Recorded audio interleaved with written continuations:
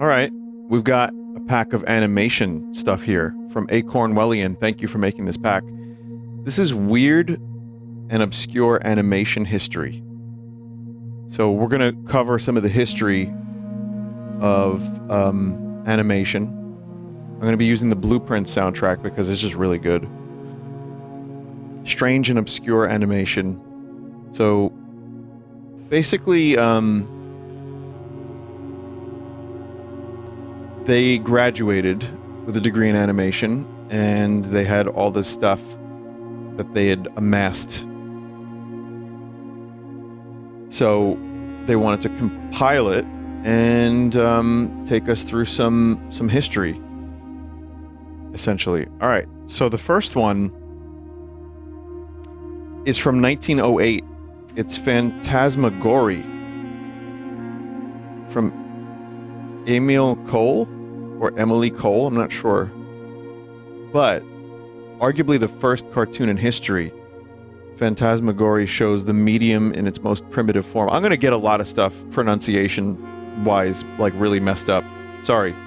Even before cartoons existed as we knew them today, the art form was explored in its infancy through a series of inventions that were seen more as party tricks than an artistic medium. The Phenakistoscope, first named in a French newspaper in 1833, operated on a similar mechanic to the zoetrope, which was introduced as a toy for children in 1866. So I think that's what you're looking at now. Well, actually, yes, this is the Phenakistoscope. This is a zoetrope.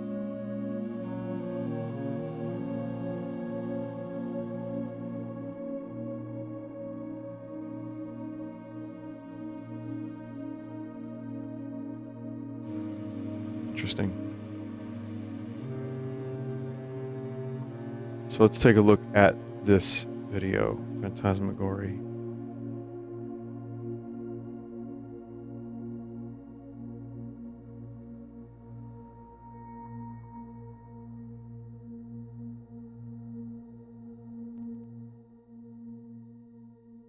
Okay.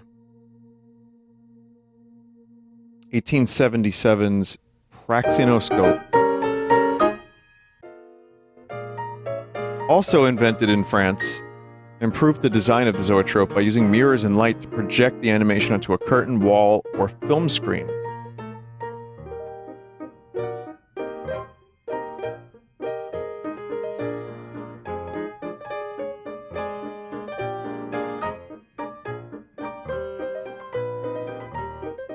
Huh. So this may be one of the first animations. Oh my god.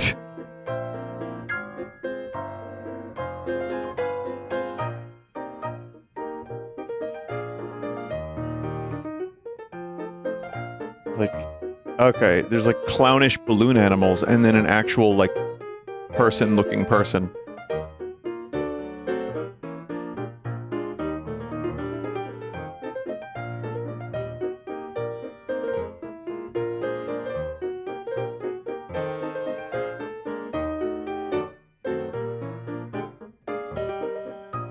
It's kind of just like stream of consciousness. That's Mike's charity. I always do that.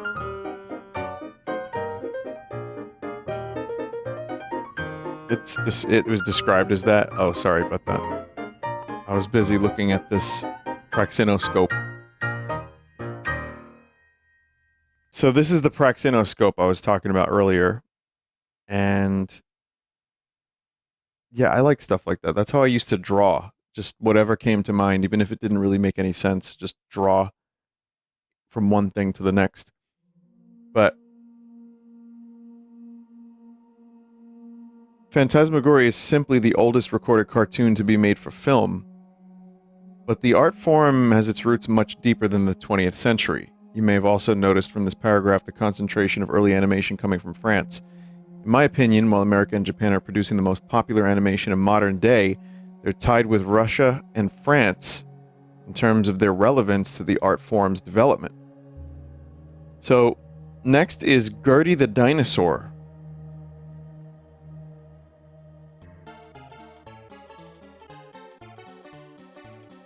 So this one can drag a little bit. So we're probably not going to watch the whole thing. Winsor McCay was one of the forefathers. Hang on, let me do this right. Winsor McCay was one of the forefathers of modern animation, and one of the first to bridge the gap between the art form's humble beginnings as a parlor trick and the emergence... I'm not going to do this. And the emerging art of film. The remnants, it's too crushed. You can't even hear it. Like, the thing is, I don't even know what that sounds like.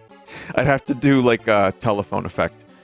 The remnants of the original reputation can be seen in Gertie the Dinosaur, where Gertie, and the animated sequence as a whole, is presented as something McCay is showing to his friends in the same way one might perform a magic trick.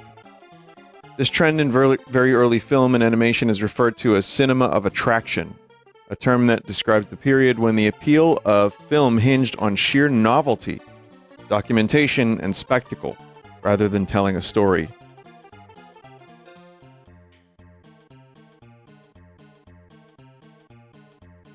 Do I still have my old radio voice?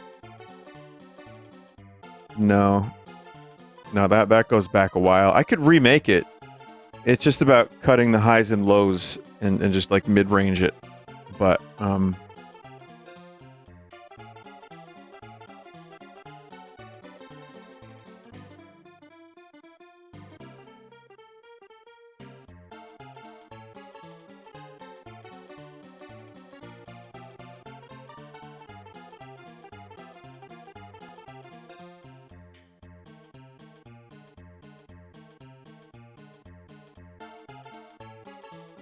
how's this sound, chat? I don't even know how this sounds. Wow, Gertie the Dinosaur is real.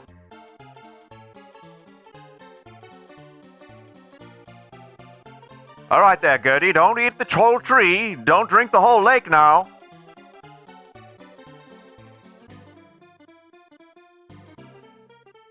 That, Gertie, be a good girl and bow to the audience.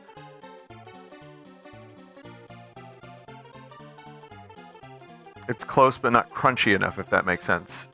It does make sense.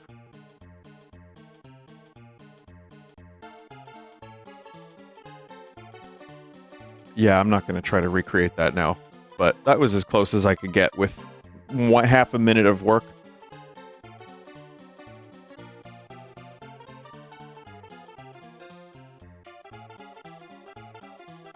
Raise your left foot. It really is. It's like... Also, it's kind of funny to see the fascination with a dinosaur in the early 1900s. 1914, excuse me. Music added by the creator of this pack, by the way. This isn't the original music.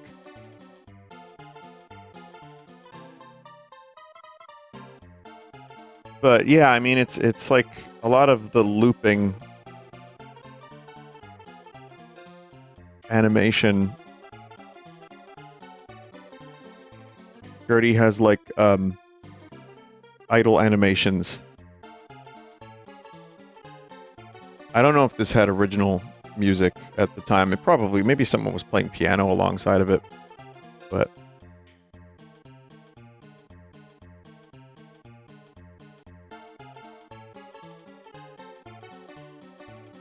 So this was cut down. Oh wow. Damn, Gertie. This was cut down and it's still 7 minutes. So again, it really is just showing the novelty of the technique of animation. And it's pretty, I mean, it's decent. For 1914, it's pretty fucking cool.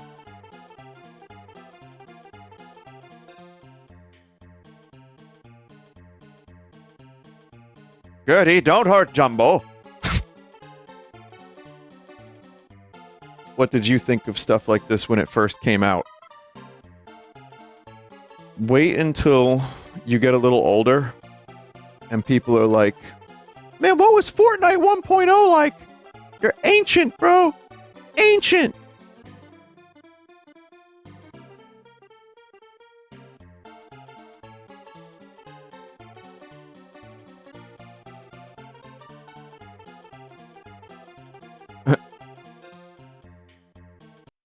Well, I for one enjoyed watching Gertie do some dancing, and I'm trying to put myself in the position of having watched that 100 years ago, over 100 years ago. I'm not that old, chat. The sinking of the Lusitania, Winsor McCay, 1918. McCay was unlucky, as he worked before the widespread adoption of cell animation that would start in the coming decades. This meant he was unable to separate the backgrounds in these films from the top layer in animation.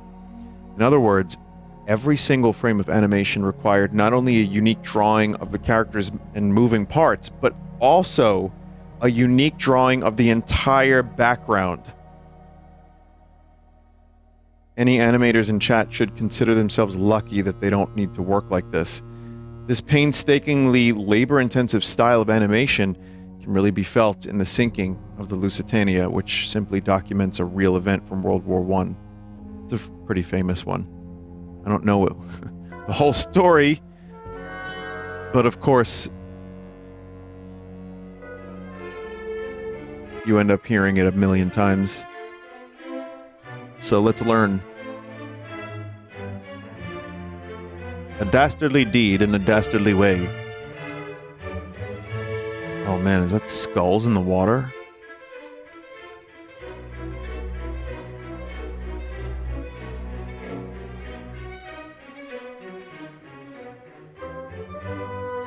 Meticulously animated smoke.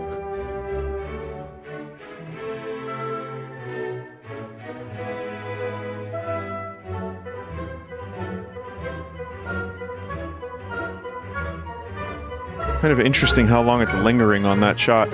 While the lifeboats were being lowered, a second torpedo crashed into the engine rooms. This was the death blow.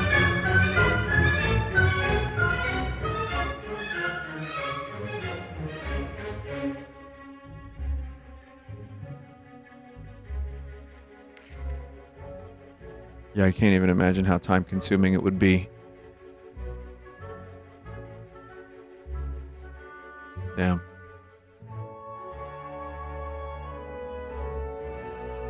The vessel righted herself after the shock and began to sink by the bow.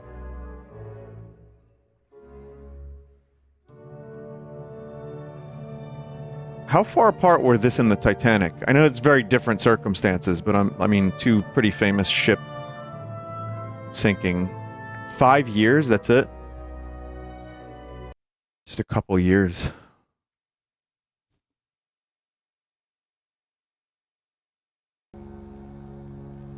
Cannon fodder. Katsuhiro Otomo. 1995. It's going to end up going back in time a little bit, but we're going to go all the way to 1995. Jumping ahead a little bit, the creator of both the manga and movie Akira was called to direct a short for the 1995 anthology Memories. I have seen some of that. There's like a space one, right? There's some like really interesting like space, the magnetic rose. Okay, so I have seen some of this. His short in the anthology was noteworthy for two reasons, in my opinion. Otomo's later work hasn't been able to recapture the global celebration he received for Akira. This isn't really a surprise, seeing how Akira, along with the work like Blade Runner, 1982, arguably invented a whole new genre, cyberpunk.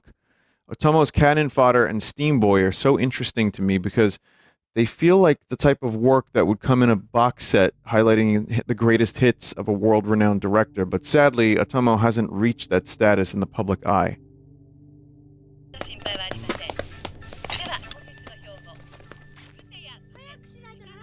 So I haven't seen this, but I can already see the Akira. Whoa.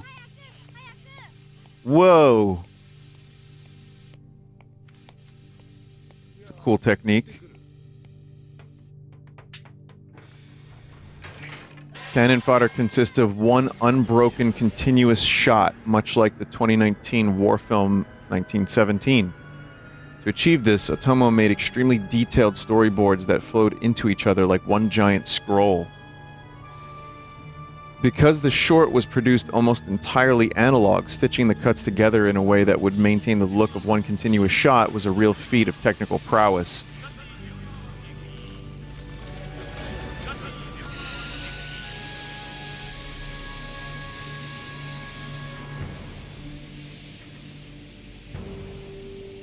I mean, there's definitely some points where you can, you can see how they could, like, kind of fudge it a little bit.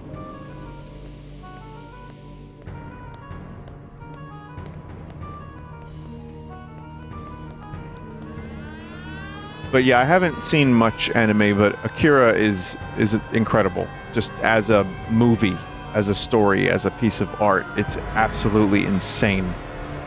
I love it.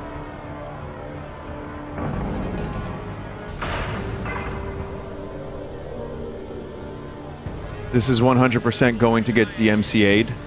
This entire segment is probably going to get DMCA'd pretty hard.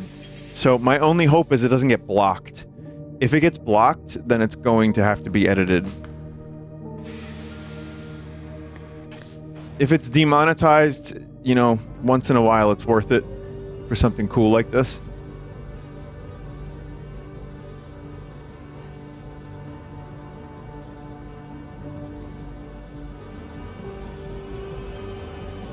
But blocked I don't like.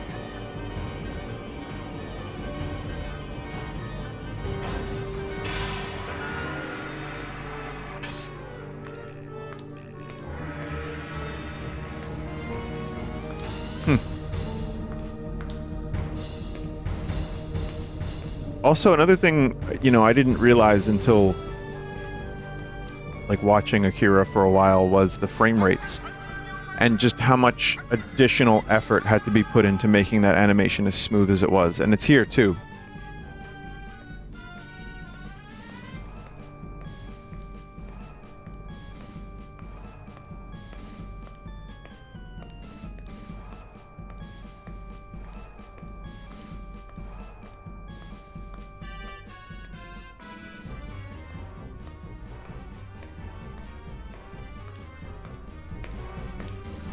This whole canon thing reminds me of Junon from Final Fantasy VII.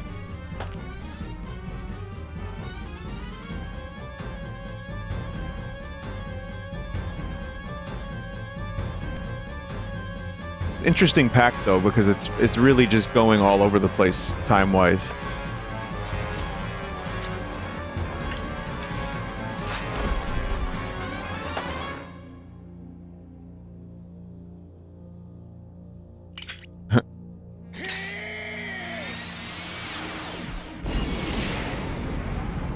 That was the fucking GoldenEye rocket launcher sound effect.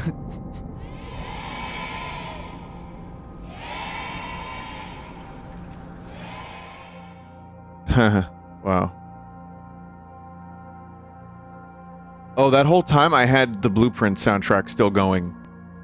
Oops, sorry about that. Yeah, that was incredible. Just as a piece of work. That's insane. This is very shortened. I'd highly recommend watching the whole thing on your own time. Well, I really liked the other thing I saw in Memories, so I wouldn't be opposed to it one day. Next is The Thief and the Cobbler by Richard Williams, 1982 to present. Now, consider a flashing light warning. Richard Williams, who is perhaps best known as the animation director for Who Framed Roger Rabbit and the creator of The Animator's Survival Kit, was an artist whose creative vision was plagued by obstacles across his entire career. Most of his work that saw the light of day was in TV commercials. We get a little crossover with Commercial Chaos here. Because of his crippling habit of never finishing his passion projects. This habit was, in my informed opinion, a result of his perfectionist mindset. For example, he was famous for his strict adherence to animating everything at a full 24 FPS. Akira. Most productions only draw 12, 8, or even less unique images per second to save time and money animating on 2s and 3s or more.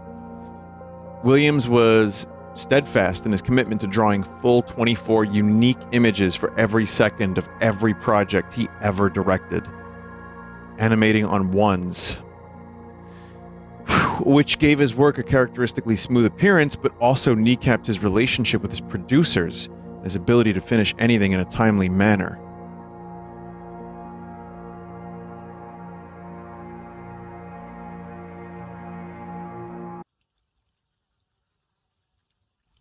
So here it is.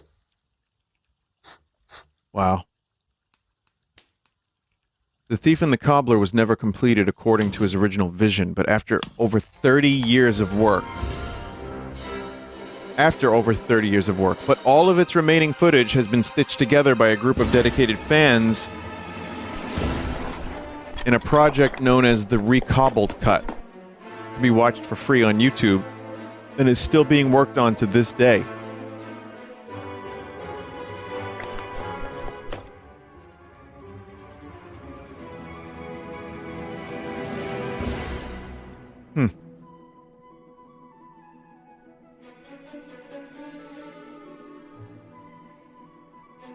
I can't even imagine how long it takes to get 1 second. When you're animating on the ones for 24 frames. Probably a few days per 1 second. See, this is the stuff that makes... this kind of stuff is what makes me... like... I don't know, happy. Just to be like a human being, you know, and to like know that we existed on a planet with people like this. You've finished Yum Yum Shoe. You've done it very well. And now she has no need of you. You put you in a cell.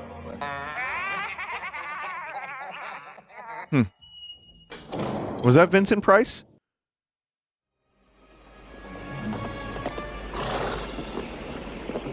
The camp of the One-Eyes. Looks a lot like Genie from Aladdin. Perhaps they'll be willing to pay my price. I'll have these barbarians kissing my feet. And maybe we'll find you something to eat. Hey, Fido? Gentlemen, what a delight to meet you all here on such a fine... That meme image.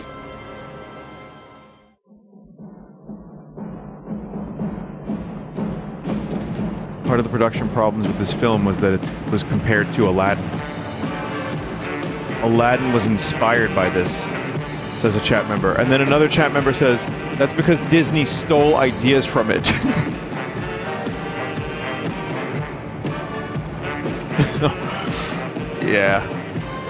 Yeah.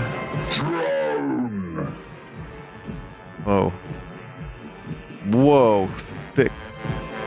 Also, I was gonna say, it kind of reminded me of Clockwork Orange for a second. Fido! Who dares enter the camp of the mighty One-Eye? Oh, mighty One-Eye! I am Zigzag the Great of the Golden Land. And I am a magician, a sorcerer too. It's just And I'm in fascinating. position, I think. And also, just being able to work on a singular project for this long is nuts. I conjure demons, charm beasts, and birds of prey too. Fido! Vinny, none of this shit is true. It's all the same myth that spawned the Lion King stole Kimba meme. The truth is both cartoons are inspired by the same myths and stories from the same fucking region. All I can do. So now you, chat, you have a full scope of all of the arguments. Inspired, stolen, and not at all. I have power over people.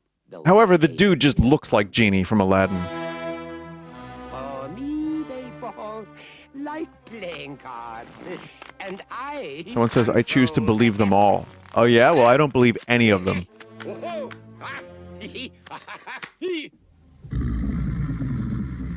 But all this is nothing. For now, in my hand, is the very key to the Golden Land. For no man can take it, no matter how great, unless he possesses these 3 balls of fate. You say you can charm beasts.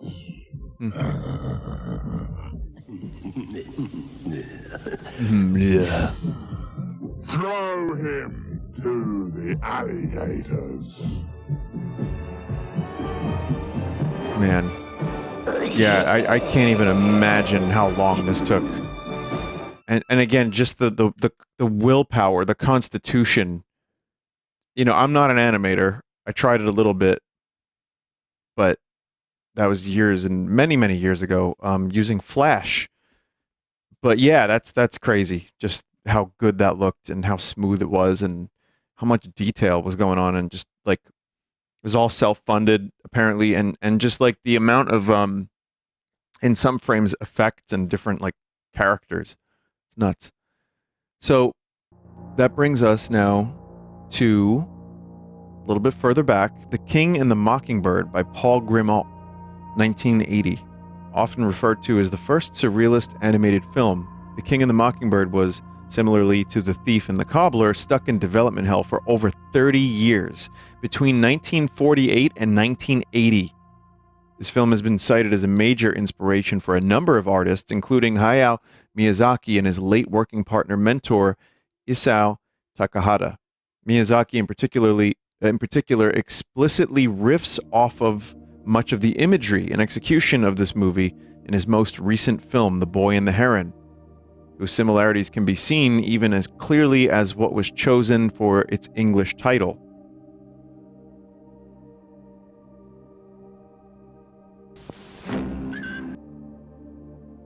Actually, we have Richard Williams commercials. I'm going to do that after this. The previous person.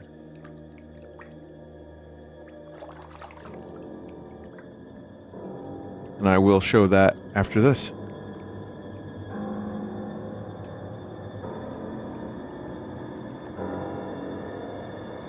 $30 years of one project. Imagine what that feels like.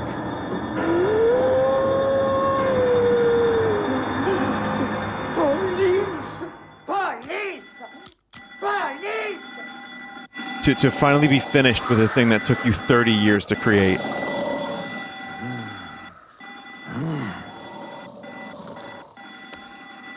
Sadly, they died before finishing. Man.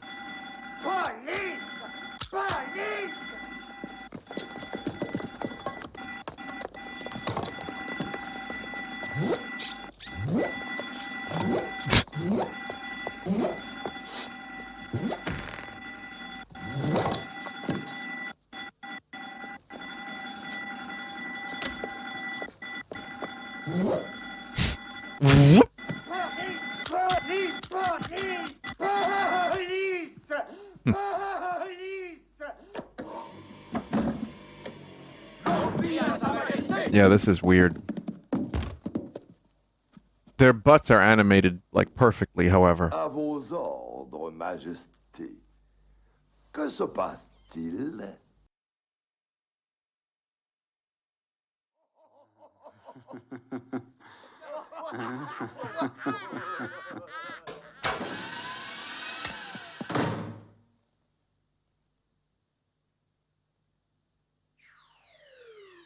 Slide whistle.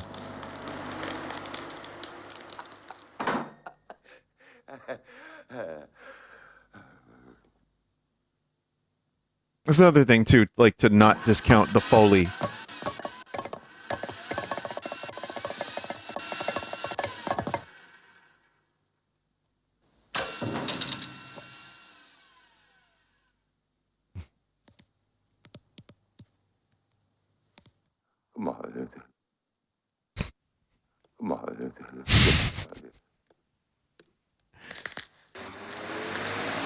Just sound like bone-breaking noises.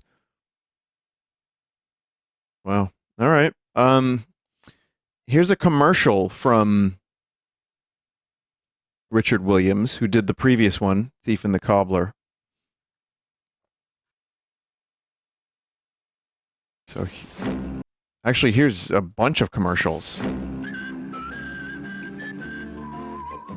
Hey, we'd like to hire you to make a commercial for our product, Mr. Williams.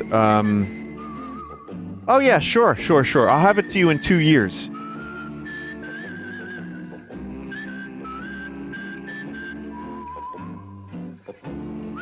As a businessman, wouldn't you rather fly with an airline whose people aren't just trained to be relaxed, informal, and friendly? Huh. Wow. They're born that way. Air Canada, a breath of fresh air. Wow, okay. Someone just said terrible airline. Dope commercial, though. Come on, kids. If you want to grow up fast, one of these. One puff and they'll soon be in my grasp. That's fantastic.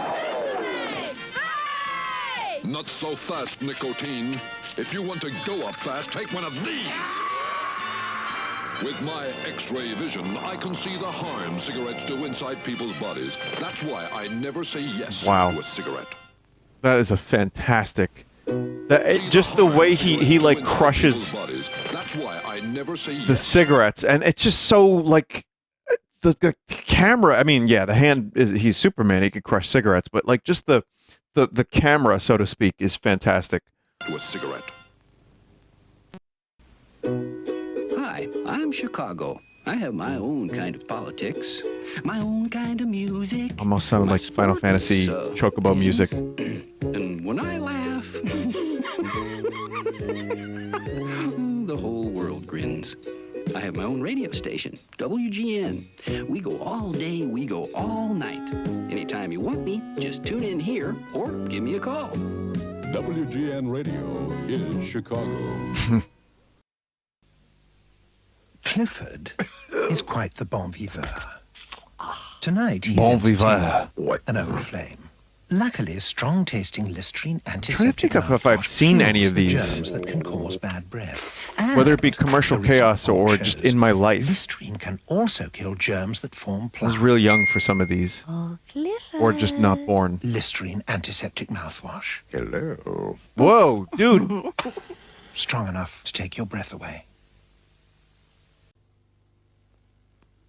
Oh, Rolo. Can you draw stereos? Uh-huh. Great. Can you draw girls? Girls? No problem. Would you like my last Rolo? Rolo. Soft, creamy toffee in a milk chocolate cup. Can you draw the blind? Do you love anyone enough to give them the last Rolo? No, that's an order from the top, chat. They're always like, hey, make it, do the thing. But I was going to say, I was fascinated by that gag when I was younger, and still am to a degree, but just the idea of the animator being in the animation, like the hand drawing the stuff, I always liked that. Mini cheddars, mini cheddars, mini cheddars. I want to say his talent is just being wasted, but yeah, he's making some bank probably, some cheddar. Mini cheddars, mini cheddars, mini cheddars, mini cheddars, mini cheddars, mini cheddars, mini cheddars, mini cheddars, mini cheddars. New mini cheddars. If you like cheese, you'll love these. Well, I hope he got paid well for this, because that's just incredible. This is how he bankrolled Thief for a while, just doing commercials. That also probably delayed Thief, right? Because at that point, you're making these incredibly elaborate and detailed high frame rate animations, so very interesting. All right, next is Treasure Island. David Charkassky, 1988. This obscure Soviet animation for children rose to prominence in the summer of 2022 because of an edit featuring its characters. Huh. Oh, yeah. Oh, chat, you're going to know exactly what this is. This is a weird experience for me as a student taking a class on animation history at the time, seeing something so obscure become so popular. Those who are familiar with the meme wherein Dr. Livesey scolds the viewer for drinking rum might not know how large of a role this aspect played in the film as a whole. The film was actually a state-sponsored anti-drug and alcohol PSA. In between the animated segments, which loosely retold the events of the 1883 book by Robert Louis Stevenson, the film included live-action music videos, featuring a band that would sing songs about how the young audience should never smoke or drink. So you'll immediately know, all right, it's a painting. I'll show you, chat, I'll show you the actual thing that became the meme. 3.2 million views from 2 years ago.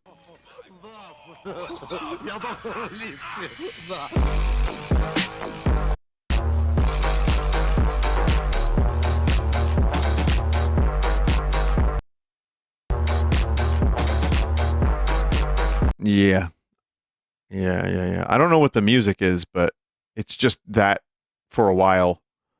And then, you know, I was like wondering what the hell this was, because like I remember just seeing a whole bunch of like animations of like random characters like Sand Undertale or whoever, just like, you know, Han, Luke, and Leia, you know, name it, you pick, and it's just them doing that. I'm like, what? Solid Snake. Yeah, I saw the Solid Snake one. That was a pretty famous one. Sam Undertale. Yeah, that's him. Sam.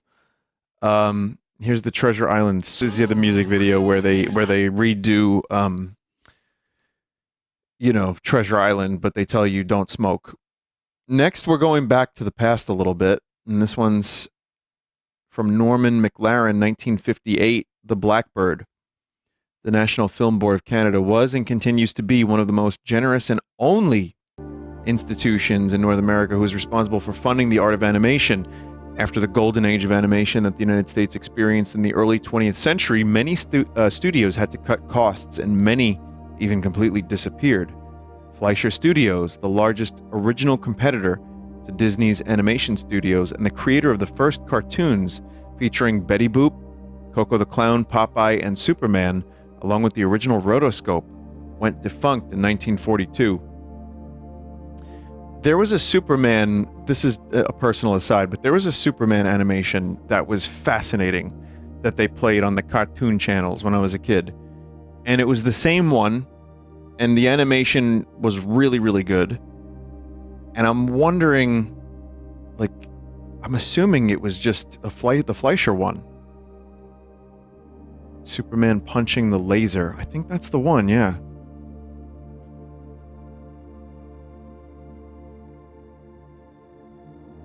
So, yeah, I think that one was the one that I was most familiar with. And I was like, why aren't there more of these? Okay. The rotoscope was a device that let animators draw over a pre-existing live-action film. The patent was exclusively held by Fleischer for a while, but is now widespread and still practiced today. So here's the rotoscope.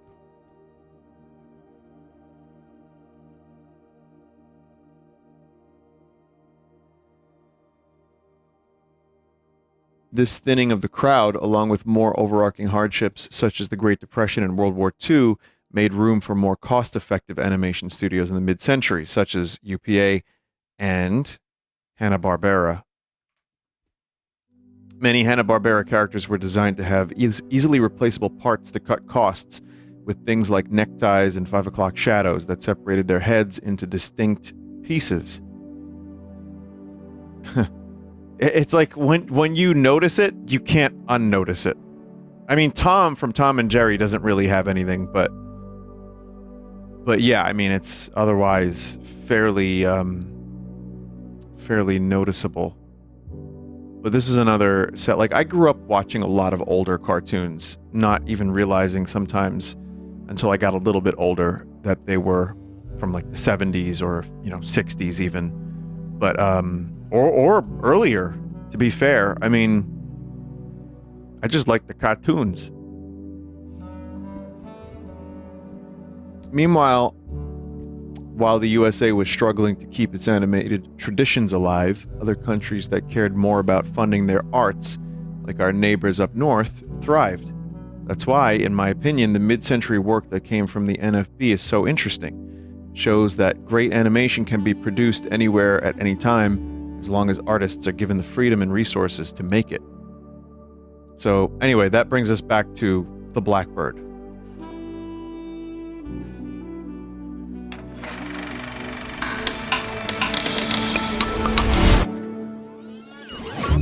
And this is Norman McLaren.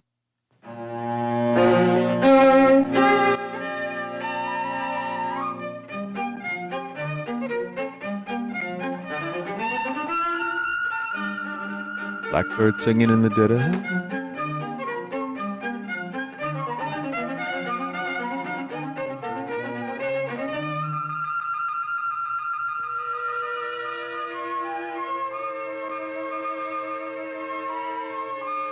I don't know if you want to see this in full. It's only like 5 minutes, but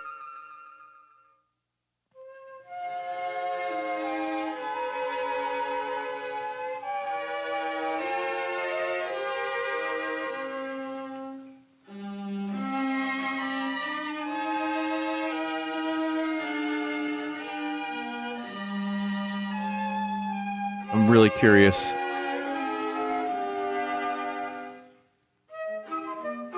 So remember, this is from the National Film Board of Canada.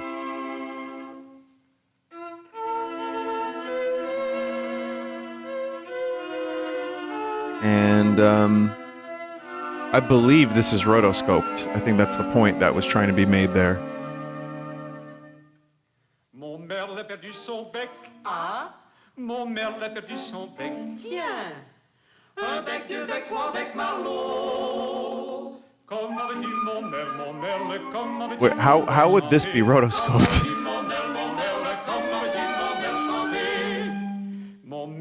Did they make a bird just do like acrobatics? Could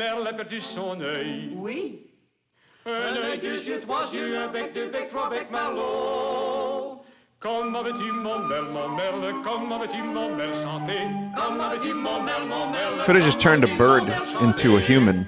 Well, I mean opposite. Mon Merle a perdu sa tête. Non. Une tête, deux têtes, trois têtes, un œil, deux yeux, trois yeux, un bec, deux becs, trois becs, Marlot. Comment veux-tu, mon Merle, comment veux-tu, mon Merle, chanter? Comment veux-tu, mon Merle, comment veux-tu, mon Merle, chanter? Mon Merle a perdu son cou. Où? Mon Merle a perdu son cou. Où? Un coup, deux coups, trois coups, une tête, deux têtes, trois têtes, un œil, deux yeux, trois yeux, un bec, deux becs, trois becs, Marlot. And we get to hear French music. I've never heard French, ever. I'm kidding.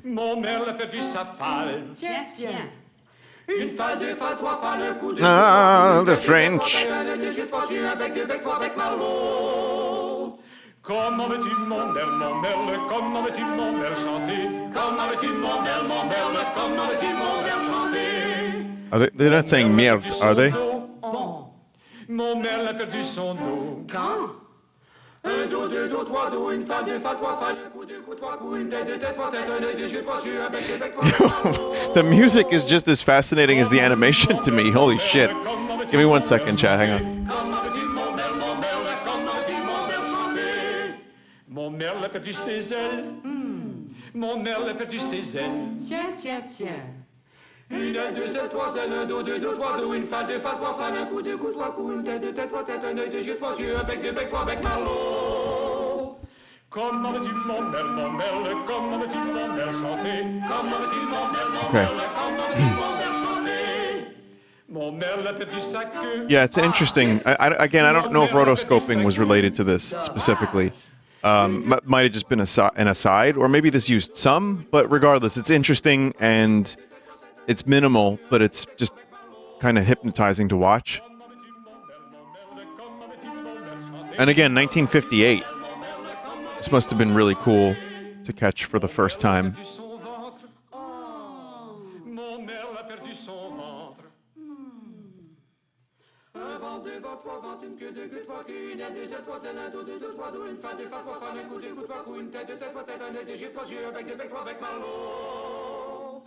Comment veux-tu, mon Merle, comment veux-tu, mon Merle, chanter?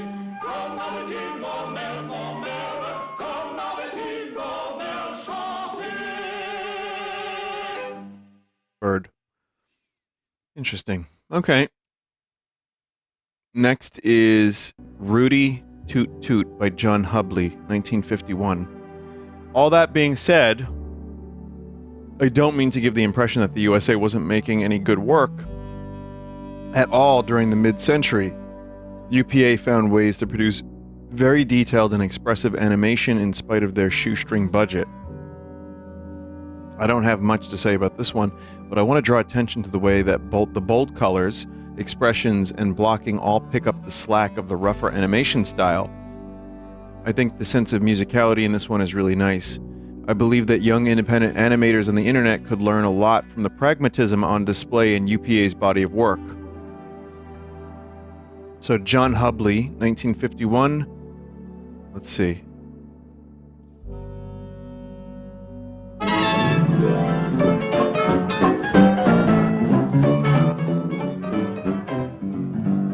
Alright, so this one's like 7 minutes, so I'm going to be skipping around it a little bit. But we'll take a look at it. Just as true as the stars above, he was a man, but he done wrong. Johnny stepped down on his Frankie. The people versus Frankie. Frankie came down to the courtroom.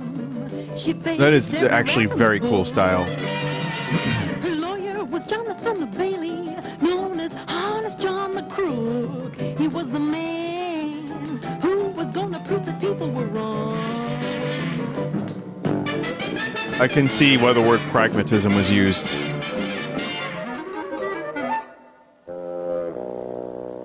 Honor, we've had enough histrionics. It's an open and shut. It's got like a beatnik kind of. Maybe that's not the right word, but that's the first one that comes to mind.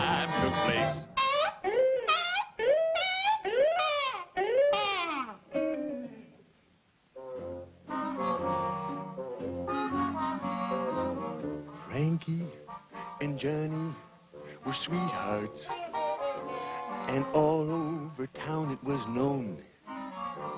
And then one day he came in without Frankie. Yeah, I like the paint splatter backgrounds a lot, actually. That's very inspiring. Just like line art and a bunch of like splatters. So I quietly slipped her the info. He's out back with Nellie Bly. Probably watercolor. I'd love to see that in a game.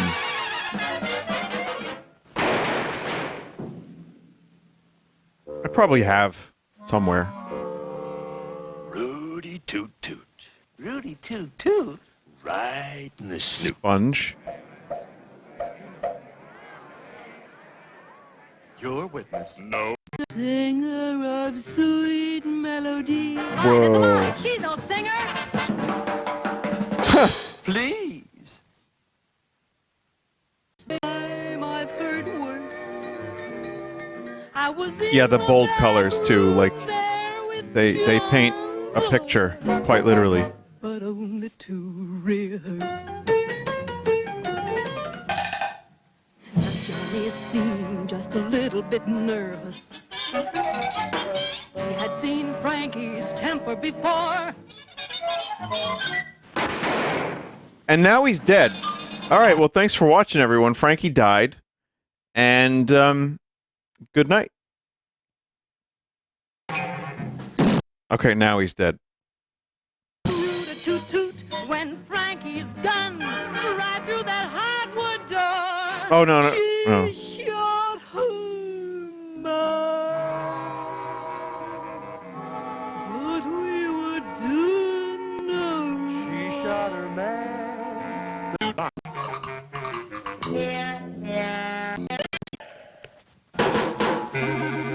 Man, people just dying left and right in this cartoon. Holy shit. But yeah, I think that the paint splatter might be sponge. I think that chat member was correct. That's really, really a great. I like that. For the truth, without compunction. That's a great way to do that. Function.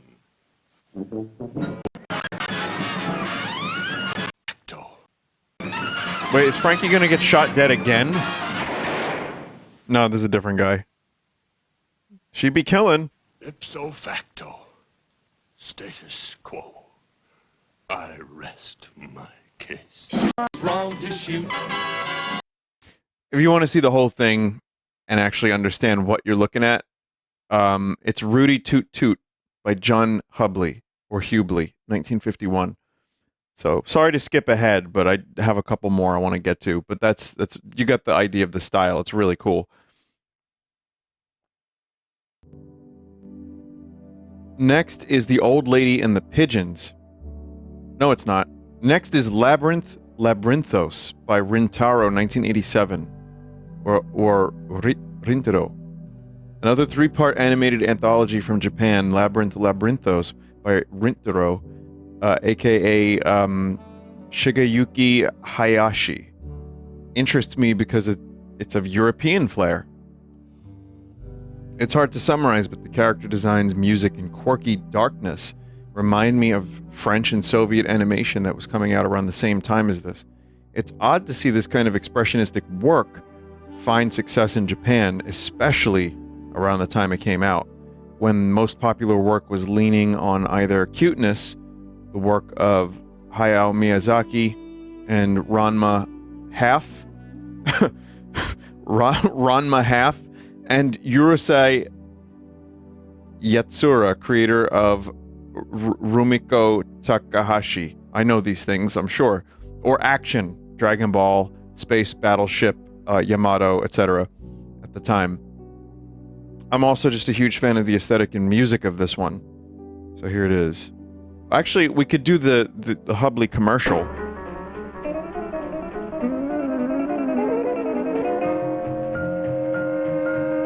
Tenderoni, Van Camp. Tenderoni, Van Camp. So this is the previous one we watched. This is their work in a commercial.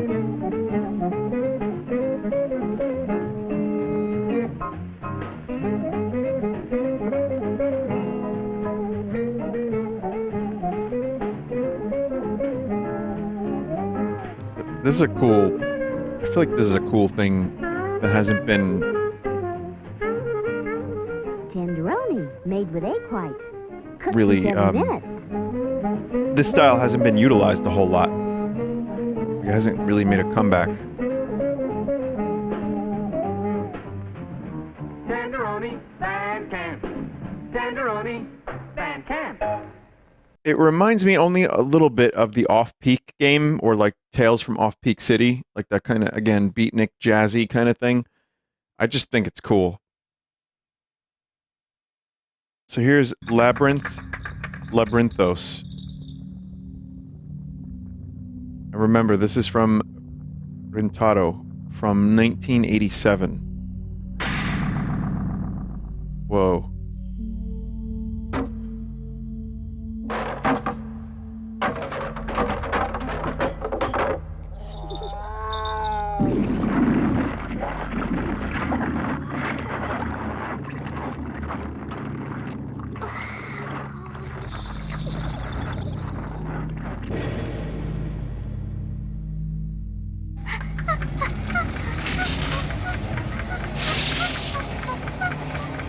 This is already insane.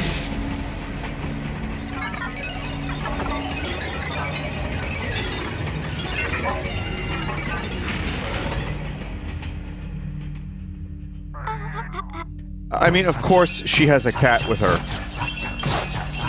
That's sapient.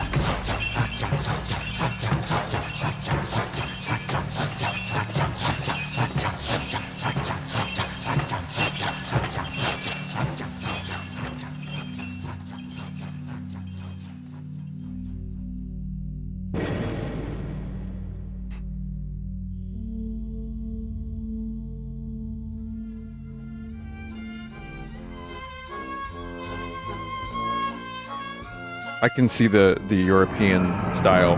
Oh, wow. I was gonna say something like that. That's some fucking weird shit to draw upon for inspiration for a game. But then I remembered Ina Dream Barbecue kind of has stuff like that a little bit.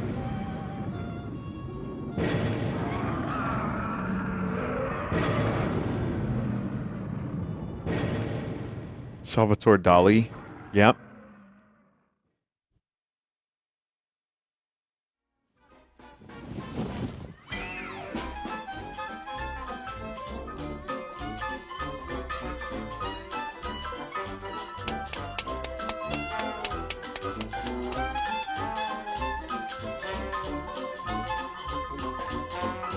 Don't look at the clown. Look at the clown.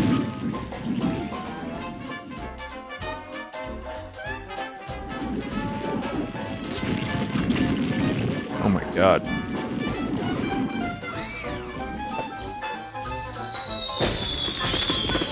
Again, there's a lot of, like, stuff happening. Like in Akira, when, the monster segment, with the meat and the flesh and the tendrils and the tubes. Like, I can't even imagine how long that took to animate.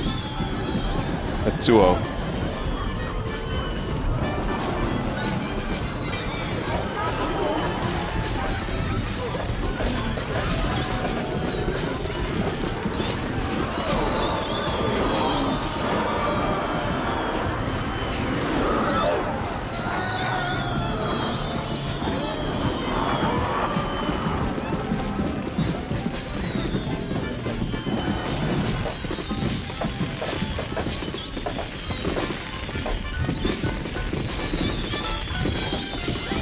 I don't trust that clown. I don't trust these performers.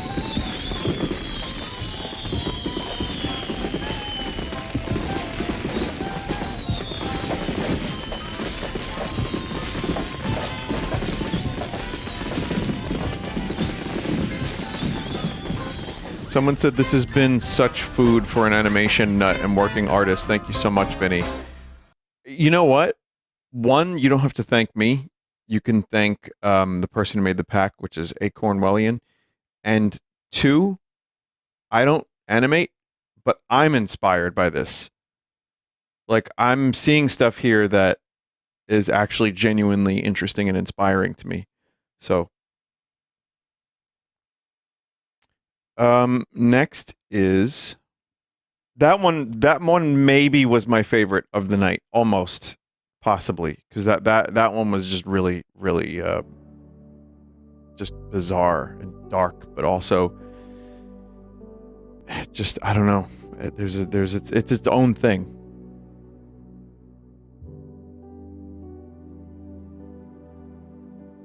Old Lady and the Pigeons. Sylvain Chomet, 1997. Might be saying these names wrong, but they are one of the most prolific French animators of our times, and definitely the most French. His work emphasizes a legacy of ugliness that can be seen throughout the history of Franco-Belgian comics and animation. The Old Lady and the Pigeon marked his directorial debut in 1997, which was followed by 2003's The Triplets of Belleville, which was the first French film to be nominated for Best Animated Feature at the Oscars, only the second foreign film after Miyazaki's Spirited Away in 2001. His art style was noticed by the Simpsons team, who hired him to create a couch gag, which was first seen in the 2014 episode Diggs. Oh, that era of Simpson.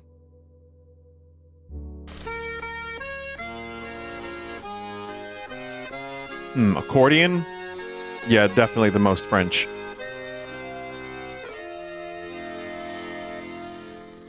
Love the colors. Pigeons! I forget that pigeons are a fairly universal thing and are also very associated with France, and not just New York.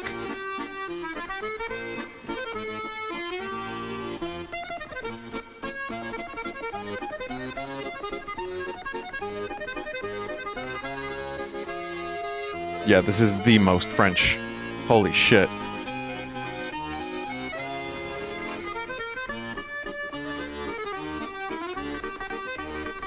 New York ripped off Pigeons. I mean, they're fucking everywhere.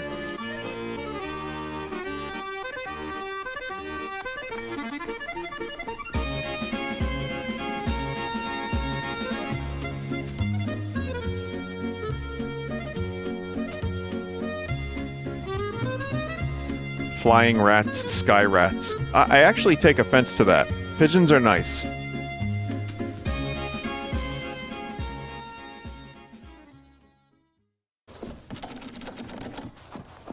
See, that's a pigeon fan.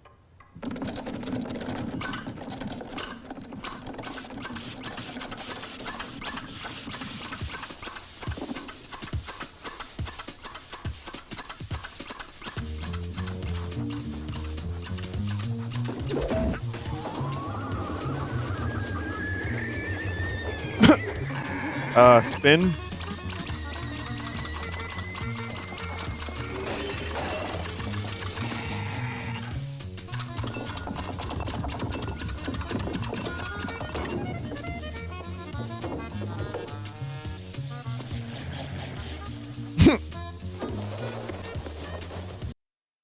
Amazing. Yeah, that was really cool. And here's the couch gag. Oh, stupid views.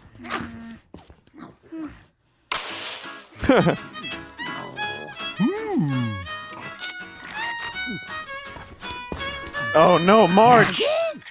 Maggie! Oi, Maggie! Maggie! Oh boy, Julie Kavanaugh was even 2014 was sounding kind of rough.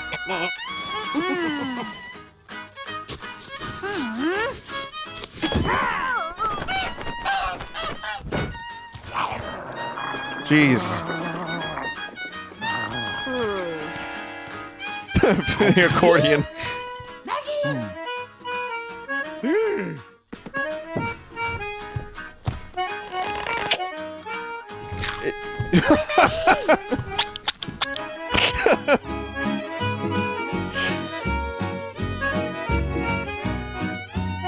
Just eats a full snake. I mean, yeah, that is the most French Simpsons couch gag.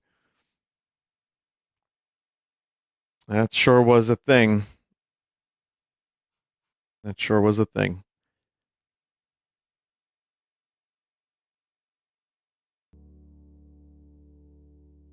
Please rewind to Homer's Dumpy. I don't think I will.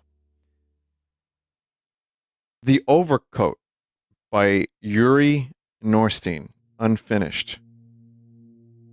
Considered to be Russian animator Yuri Norstein's masterpiece, The Overcoat was sadly abandoned. The footage shown here is a compilation of clips stitched together from the documentary footage, with music added by me, not me, but them, but not me, but me. Norstein preferred to work using paper cutouts, which is a style of animation prone to a sense of stiffness. This is what makes The Overcoat and his other work so impressive. He's able to squeeze a supernatural degree of flexibility, texture, and expression out of unmoving scraps of paper. He began working on the film in 1984, and claimed in early 2007 that the film would be finished by the end of that same year. It wasn't. And now, in 2025, the fact that it still hasn't been fully released makes it the record holder for the longest production cycle of any animated film in history. 1984 to now, 41 years, a year older than me.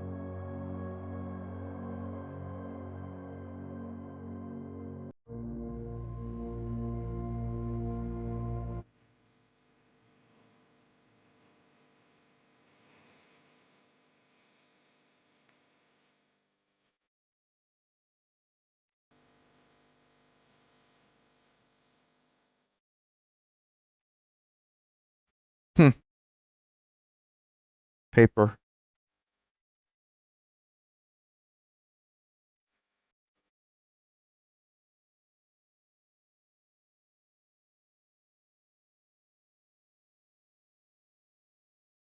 Yeah, that is weird. That movement. Oh man, man, that's fucking almost like disturbing.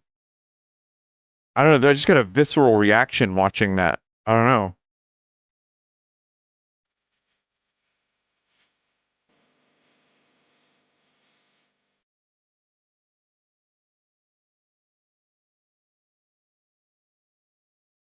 Oh, I've shown my fair share of Sunday stream Russian animation, and some of it is just really, really like out there.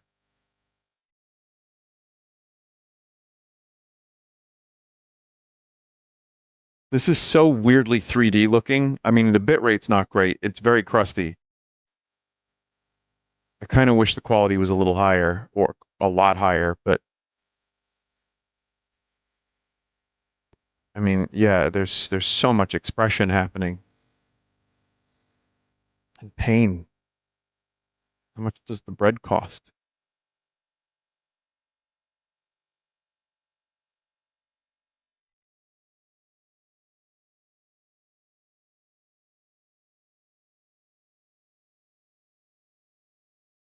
It's also in some scenes a little bit too dark to see what's even happening. What year is this? This is 1984 to now, but it's never been finished. So you might be seeing scenes that are several years apart in terms of when they were created. So this might be 1984. You might see something in a minute that's 1990.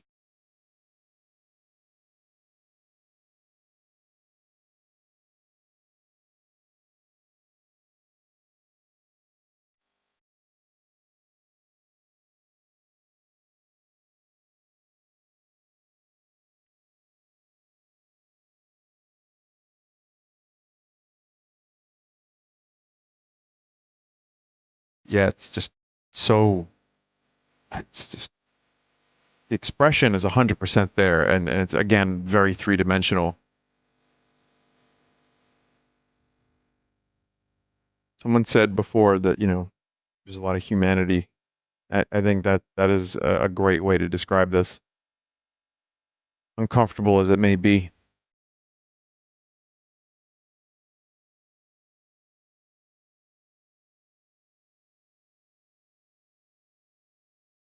Man.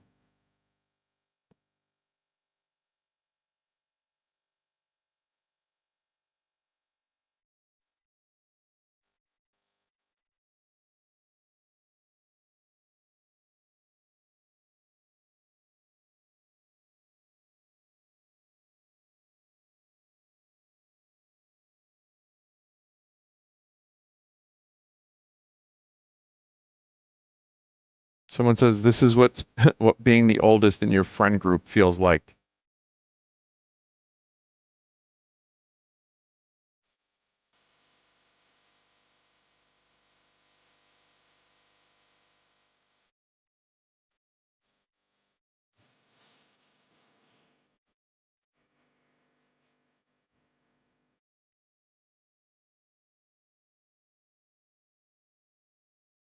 Also, the music kind of fits here, and the I don't know this strange old lonely man just really paints a picture. You can kind of he's just doing very mundane things, and it's like the most boring shit you could be doing, and yet it's just impossible to stop watching.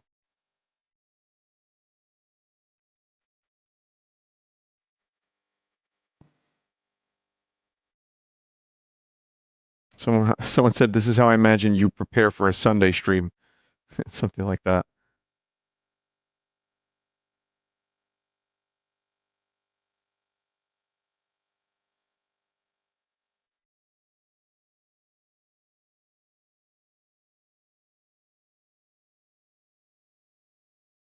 Again, that just looks 3D. It looks that is really really cool.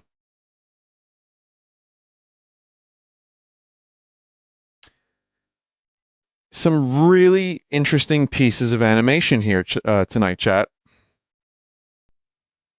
Just as a bonus, here's a Cannon Fodder storyboard.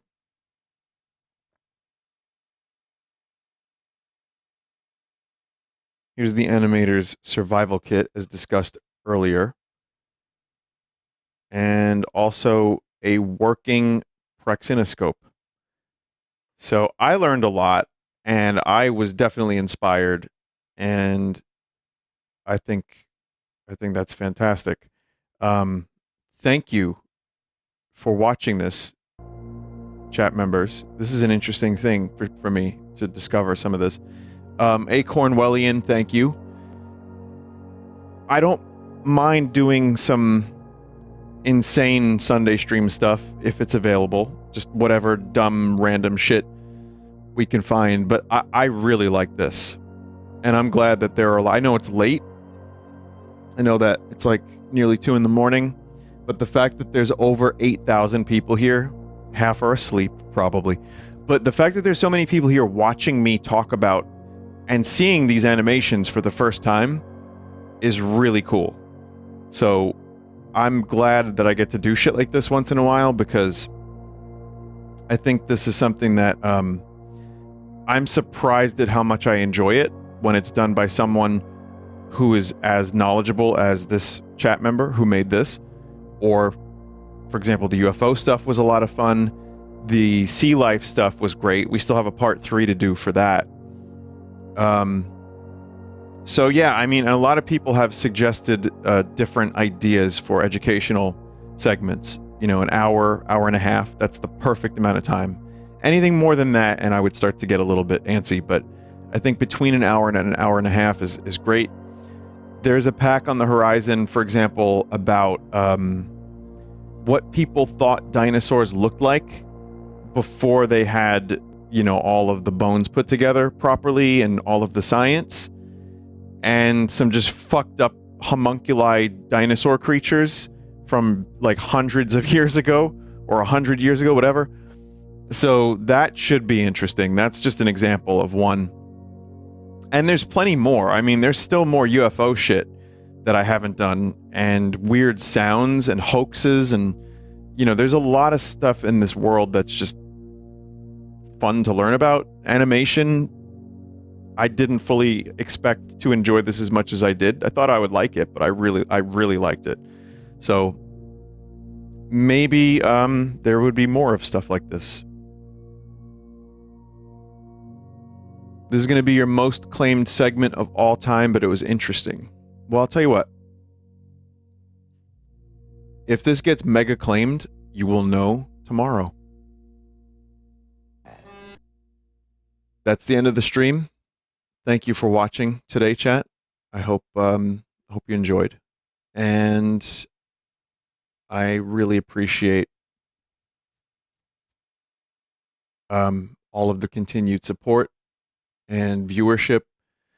Thank you, mods, as always, for helping me out on the stream. And yeah, and anyone who submits Sunday stream stuff, it's really helpful, and it keeps things going. So take care, good night, and I'll see you next time. This week, we're going to do Oblivion, RimWorld, more Mario Kart, stuff like that. And tomorrow, by the way, that's right, tomorrow is an early stream, afternoon, like 1 p.m. Eastern. I forgot about that entirely, so I'll be around earlier tomorrow, because I have practice late. So, all right. Bye. Attention, if you've been using a Cinco diarrhea fram, you may be suffering from a rare but serious side effect, diarrheabetes, and you may be entitled to a very small cash settlement. Hello, I'm Corbin Burnson from the TV show LA Law. These days, I also happen to be an amateur lawyer. Diarrheabetes can result from a massive buildup of diarrhea, which begins secreting itself through pores in the skin. Diarrhea simply has no place else to go. Signs of diarrheabetes are brown sweat, general bad odor, bad breath, brown mucus,